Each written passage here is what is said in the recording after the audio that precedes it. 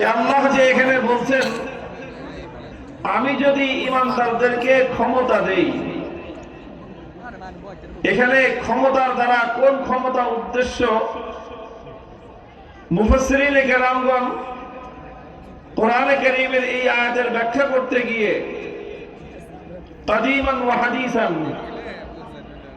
পূর্ব যুগে থেকে নিয়ে শুরু করে বর্তমান যুগ পর্যন্ত প্রায় সকল মুফাসসিরগণ অভিন্ন মত ব্যক্ত করেছেন যে এখানে মাক্কান্নাহুম তামকিন ফিল আরদের দ্বারা উদ্দেশ্য হলো আ'তাইনাহুম আস-সালতাহ ওয়া কাওয়াইনাহুম, রাষ্ট্র ক্ষমতা উদ্দেশ্য।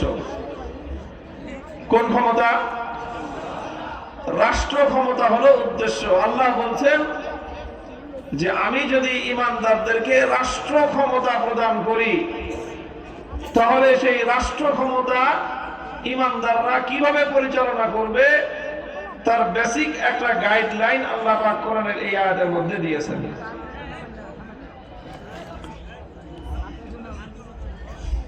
তো এখানে প্রথম কথা হলো যে আল্লাহ বলছেন ইম্মাক্কান্নাহুম ফিল আরদি, যদি আমি তাদেরকে ক্ষমতা দেই।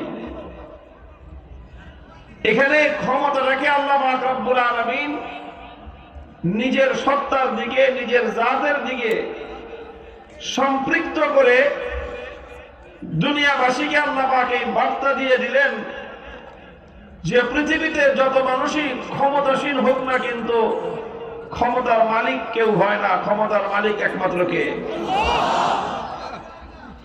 এটা হলো মূল বার্তা,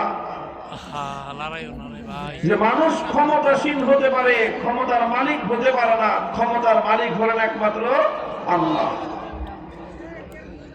ক্ষমতাসীন হওয়া আর ক্ষমতার মালিক হওয়ার মধ্যে পার্থক্য কি?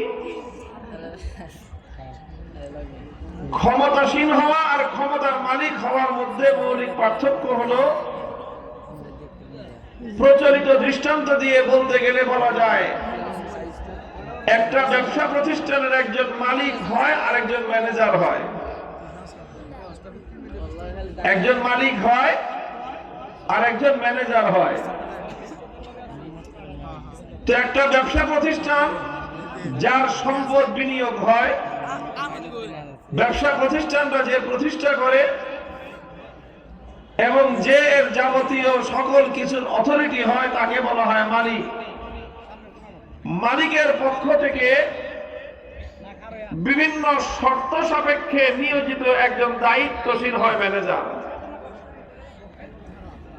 একজন ম্যানেজার ততক্ষণ পর্যন্ত মালিকের মালিকানাধীন প্রতিষ্ঠানে ম্যানেজার থাকতে পারে যতক্ষণ মালিক তাকে নিয়োজিত রাখে।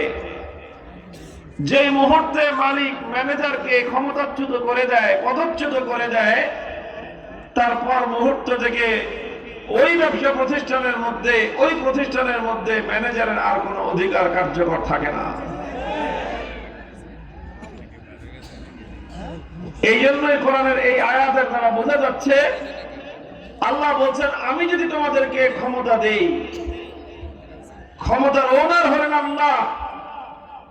দুনিয়ার মানুষ ক্ষমতা ওন করে না, ক্ষমতার মালিক একমাত্র আল্লাহ। এটাই হলো ইসলামের রাজনৈতিক মূলত মৌলিক দর্শন। দুনিয়ার যাবতীয় মানব রচিত রাজনৈতিক যতগুলো মতবাদ আছে, সব রাজনৈতিক মতবাদের সাথে ইসলামের রাষ্ট্র দর্শন এবং ইসলামের রাজনৈতিক মতবাদের মূল তফাৎ হলো এই জায়গায়।